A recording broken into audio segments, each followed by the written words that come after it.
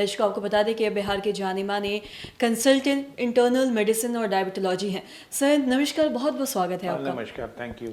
Sir मैं आपसे जानना चाहूँगी, बहुत सारे लोगों को हम ऐसा देखते हैं कि शरीर पे बार बार जख्म या फिर किसी भी तरीके का कोई घाव हो जाता है, तो क्या ये सब घाव होना या जख्म होना क्या डायबिटीज़ का लक्षण हो सकता है? जी, ये प्रीकर्सर है।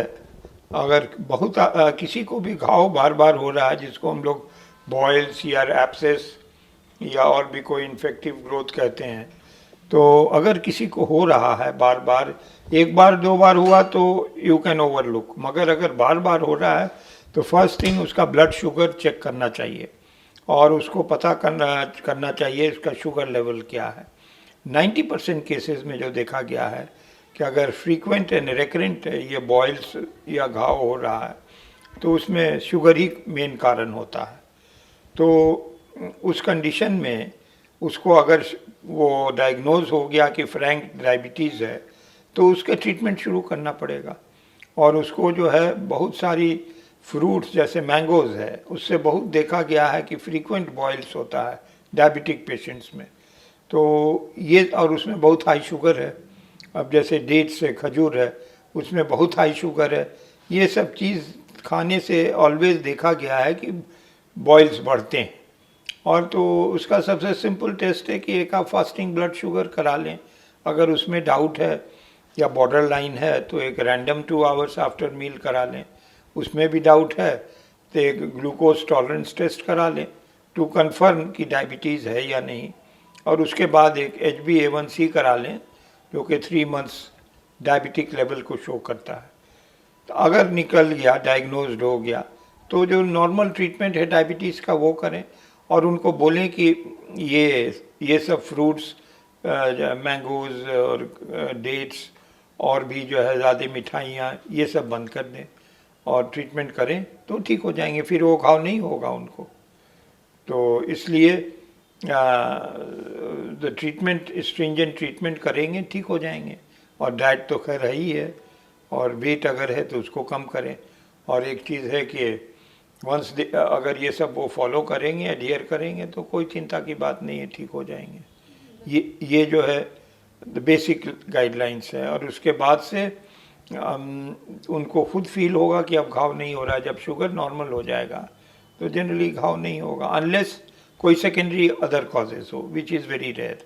हमने कहा ना कि 90% केसेस जो है it is in found in diabetes. तो अगर डायबिटीज़ जो मेन उसका जो सोर्स है वो डिटेक्ट हो गया और वो ट्रीट हो गया तो फिर सब चीज़ ठीक हो जाएगी।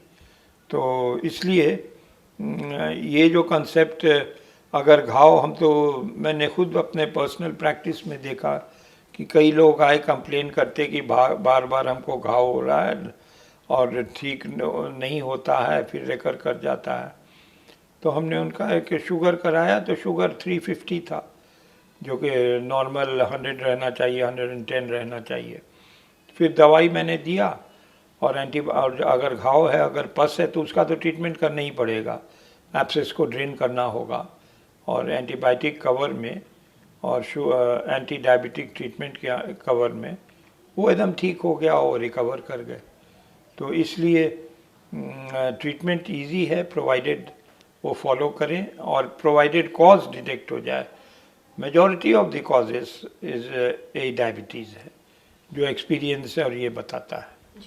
और साथ ही सर हम ये भी देखते हैं कि कई बार जनरली देखते हैं कि मीठा अगर हम खा लेते हैं, जिन्हें डायबिटीज़ नहीं भी है, अगर मीठा खा लेते हैं या ज़्यादा आम खा लेते हैं आम के मौसम में, तो भी हमें जो शरीर में फुंसी हो जाता है या फेस पे पिंपल आने लगता है। तो मतलब ये सब क्या मीठा का और ये पिंपल, घाव, इन सब का कोई रिलेशन है एक दूसरे से? एज सच तो रिलेशन नहीं है।